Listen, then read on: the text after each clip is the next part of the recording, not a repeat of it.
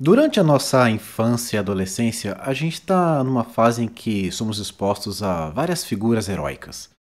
Alguns descobrem seus ídolos nas páginas coloridas das histórias em quadrinhos, outros ficam vidrados nas luzes das telas de TV, esse foi o meu caso, e mais recentemente, a internet se tornou o meio pelo qual esses personagens chegam diretamente aos nossos dispositivos. Cada um com seu respectivo perfil, gênero, poder especial, personalidade e algo que alguns autores fazem questão de deixar bem claro: sua nacionalidade. Vamos dedicar atenção especial a essa última característica, para que eu possa te apresentar um outro tipo de herói, o do tipo comum, mundano e quase invisível: o Sr. Kenji. O Sr. Kenji não usa capa, não voa, não tem armadura e nem vem de outro planeta. Ele não é muito alto, nem à prova de balas, mas ele compartilha algo com os protagonistas mais famosos da HQ e do cinema. Ele é norte-americano. E por esse único motivo, ele passou de herói a vilão, caçado e aprisionado dentro da sua própria terra natal. Kenji é o nome da 13ª música do álbum The Rising Tide, do Fort Minor. Projeto idealizado, produzido e mixado inteiramente pelo rapper, compositor e multi-instrumentista Mike Shinoda, mais conhecido como cofundador e vocalista do Linkin Park. Actually, when I wrote that song, I didn't even intend to ever even let anybody hear it. I wasn't writing it for. I was just writing it, you know. And that's actually sometimes when we're writing, that's sometimes really where it comes from, where you're just writing because you need to get it out. And so for a song like that to be, see you guys saying the words and knowing the song and sharing the song like it has been on this tour, that shows me that you're there. Like you guys get it, and you don't have to have lived through it to get it. Lançado em 2005 entre o aclamadíssimo Meteora e o Minutes to Midnight, The Rising Tide é focado inteiramente na vertente hip hop do Mike. É inspirado pela sonoridade de grupos consagrados como Public Enemy e o NWA, mas também pelas suas composições e letras, com temas sobre os quais Shinoda ainda não havia tido oportunidade ou interesse de explorar até então, como política, desigualdade social, pobreza e discriminação. Let me tell you a story in the form of a dream. I don't know why I have to tell it, but I know what it means. Close your eyes, just picture the scene as I paint it for you. It was World War.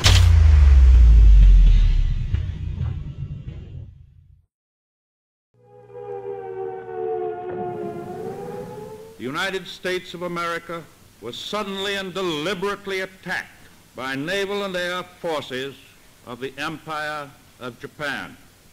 Em 7 de dezembro de 41, o Império Japonês lançou um ataque sobre a base naval americana em Pearl Harbor, no Havaí. Evento esse que marcou a entrada dos Estados Unidos na Segunda Guerra Mundial. Horas depois, representantes políticos e líderes de comunidades de ascendência japonesa começaram a receber visitas de agentes do FBI que fizeram buscas, confiscaram bens e tinham autoridade para prender pessoas consideradas suspeitas. E o fizeram, sem o devido processo jurídico ou evidências. Essa foi só a primeira fagulha de uma onda de desinformação e paranoia que tomou conta da opinião pública dos Estados Unidos, pois a mente do americano médio havia certeza de que dentro do seu país haviam traidores em potencial, infiltrados para sabotar a atuação do exército na guerra. Just want to get out there and slap a Jap.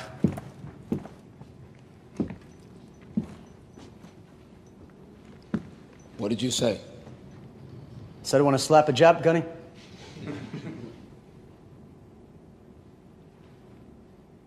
Conforme os dias e as semanas passavam, o Sr. Kenji, um imigrante japonês de primeira geração, ou Issei, ficava cada vez mais preocupado ao ler as notícias. When this man named Kenji woke up, Ken was not a soldier. He was just a man with a family who owned a store in LA. That day. O clima de medo e incerteza foi só se intensificando, conforme novas ações eram implementadas somente para a comunidade nipo-japonesa, especialmente aqueles que viviam na região oeste do país, onde ficam as cidades de São Francisco e Los Angeles. Nessas cidades, o exército afixou cartazes anunciando toque de recolher, cadastramento obrigatório e limitações de deslocamento. And things got really tough apparently, and the newspapers would publish his home address, so there were streams of cars driving by all day long, and trying to glimpse of me. But there was one little old lady that ran into me at the bus stop almost every day, and she'd call me dirty Jap or something like that, you know. Mm-hmm. And one day she hauled off and slapped me just before I got on the bus for school. And one of my fellow students happened to be there, and he asked her, what'd you do that for? And he said, well, she's a dirty old Jap. Mas esse era apenas o prenúncio de algo ainda pior. Em 19 de fevereiro de 42, menos de 3 meses depois dos ataques a Pearl Harbor, o presidente Franklin Roosevelt assinou a Ordem Executiva 9066. Essa ordem concedeu ao Exército dos Estados Unidos plena autoridade para deter cidadãos considerados possíveis ameaças à lealdade nacional. Por ser uma ordem executiva, ela entrou em vigor de imediato, sem necessidade de aprovação do Congresso. Um fato no mínimo curioso é que se você procurar na ordem executiva alguma menção a imigrantes, ou japoneses, ou italianos, ou alemães, você não vai achar. Mas era a decisão que o exército americano precisava para dar início a um plano terrível. Just like he guessed, the president said the evil Japanese in our home country would be locked away. Nenhuma razão foi dada ao Sr. Kenji sobre por que ele, sua família e mais de 120 mil americanos de origem japonesa deveriam simplesmente abandonar suas casas. Muitos tiveram poucos dias, outros nem isso, para liquidar suas propriedades, como lojas e fazendas, tudo por preços irrisórios, além de terem suas contas bancárias congeladas. Comunidades inteiras foram enfileiradas, colocadas dentro de ônibus ou trens e enviadas para as designadas áreas militares. Dependendo da fonte usada, há uma diferença entre o nome dado às áreas militares. Certos materiais se referem a eles como campos de detenção, realocação ou campos de internação. Mas para esse vídeo, vamos ao termo que o próprio presidente Roosevelt escolheu para se referir a esses campos e também é o termo mais usado nos relatos dos sobreviventes: campos de concentração. He said the US is looking for spies, so we have to live in a place called Manzanar, where a lot of Japanese people are. Manzanar era um dos 10 campos de concentração construídos durante a guerra. São a maioria localizados em áreas remotas da costa oeste. Mulheres, idosos e crianças foram forçados a viver dentro de barracões sem ventilação, no meio do deserto. Vários desses alojamentos ainda estavam incompletos ou eram só estábulos reaproveitados para que 3 ou 4 familiares vivessem, onde na verdade mal caberia uma família. Não tinha pia nem banheiro privado. Todo mundo estava sob vigilância 24 horas, com torres de observação, guardas armados e uma barreira de arame farpado de 4 metros de altura ao redor. Lá, os militares diziam aos presos quando acordar, quando dormir e quando comer. 2/3 de todos os nipo-japoneses trancados nesses locais eram cidadãos americanos, nascidos e criados em solo estadunidense, que agora tinham seus direitos civis totalmente removidos.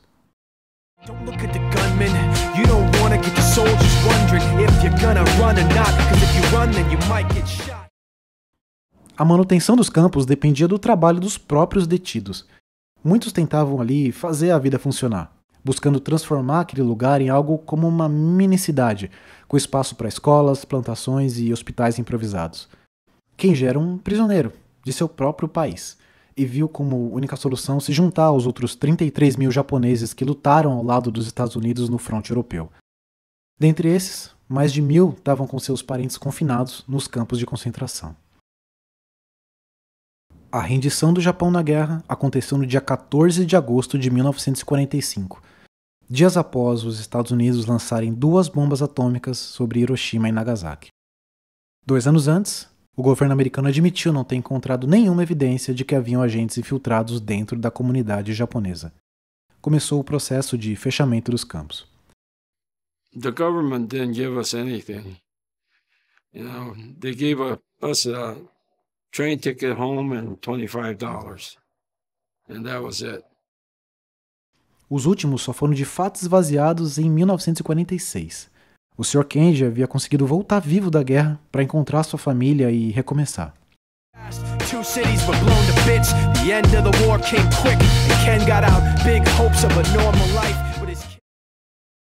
A poeira das batalhas travadas do outro lado dos oceanos ainda estava baixando, mas a intolerância e a xenofobia ainda impregnavam o ar dos Estados Unidos. Tudo que vários ex-detentos encontraram após serem libertados foram seus negócios e bens saqueados, às vezes com sinais claros de que ali não era mais o seu lugar. Quem antes era dono de terras, agora tinha que implorar por um emprego na plantação. Quem antes tinha um lar, agora batia de porta em porta tentando alugar alguns cômodos para viver. De acordo com pesquisas da época, só 35% dos americanos achavam que os Japs, que é um termo bem pejorativo para descendente de japonês, deveriam poder voltar para o país. Looked at his wife without words to say. She looked back at him, wiping tears away, and said, "Someday we'll be okay, someday." Assim como muitos de nós, Shinoda não cresceu ouvindo sobre essa parte da história de seus antepassados. Foi só mais tarde, já adulto, que ele começou a desvendar esse passado. I think just over time, the collection of information happened, and I started asking. I'd ask, my relatives every once in a while. I'd ask people, and the funny thing is that they wouldn't tell me. They'd give me such a watered-down answer as to what their internment experience was. When and you'll see it, and as you get a little bit older, you'll start to see it in history books at school and whatnot. And, they devote, what do they devote? Like a half a page. There's a big picture of Pearl Harbor and this whole thing about how awful that was. And then there's a little thing about internment, like in there somewhere. And at that point, I think it struck me like, that's weird. Why don't they, like my dad told me all about that. And it's weird that they didn't really talk about it. Seu pai tinha apenas 3 anos quando foi enviado para os campos junto com sua tia, que tinha por volta de 20. São eles que dividem a narração da música, que alterna entre as rimas poderosas do Shinoda e os relatos desse capítulo sombrio da história norte-americana. Alguns pais e avós levaram anos para conseguir falar sobre isso com seus filhos. O termo usado para essa dificuldade é o shikataganai, que significa não tem jeito. É quase como o que tá feito, tá feito. Em entrevista, Mike comenta: "Eu escrevi Candy como uma espécie de versão generalizada da experiência da minha família durante a Segunda Guerra Mundial. Nunca ouvi uma música, muito menos um hip hop sobre o assunto. Era algo que eu queria fazer, além de um tópico interessante de ser abordado." Foi apenas em 1988, quase 50 anos depois de muito trabalho político e histórico, que o presidente Ronald Reagan assinou publicamente um pedido oficial de desculpas a todos os americanos de origem japonesa, assumindo que o encarceramento em massa foi não só inconstitucional, mas também foi resultado de racismo, histeria coletiva e uma liderança fraca. O Sr. Kenji lutou em uma guerra supostamente defendendo a liberdade. Liberdade essa que lhe foi negada pela própria terra em que nasceu. Sua história, mesmo não sendo 100% fiel à que foi vivida pelo avô do Mike Shinoda, dá voz a essas experiências silenciadas por tanto tempo. Kenji não é apenas uma música, é um testemunho e um alerta. Ela nos convida a refletir: que formas de opressão ocorrem hoje? No futuro, será que a nossa sociedade vai encarar os absurdos contra as minorias com o mesmo espanto que hoje a gente tem ao recordar o que aconteceu nos campos de concentração nos Estados Unidos? Se tudo que é necessário para ser um herói é não ficar parado na frente de uma injustiça, então eu acho que o Sr. Kenji supera muito dos ícones que eu admiro. Suas memórias não são uma fabricação ou ficção, mas sim uma realidade vivida. Ele foi ignorado por aqueles que ele jurou proteger, sendo tratado como um deslize, um borrão indesejado na narrativa oficial. Contudo, foi justamente essa mancha que inspirou Mike Shinoda a assegurar que ele não caísse no esquecimento. Fazendo isso, o Shinoda nos oferece uma oportunidade de tentar aprender com os erros do passado, na esperança de que a gente possa evitar repeti-los no futuro. Can I please see everybody put a peace sign up in the air? People in the back, can I see a peace sign up in the air? Then my husband died before they closed the camp. I love you guys. Thank you so much.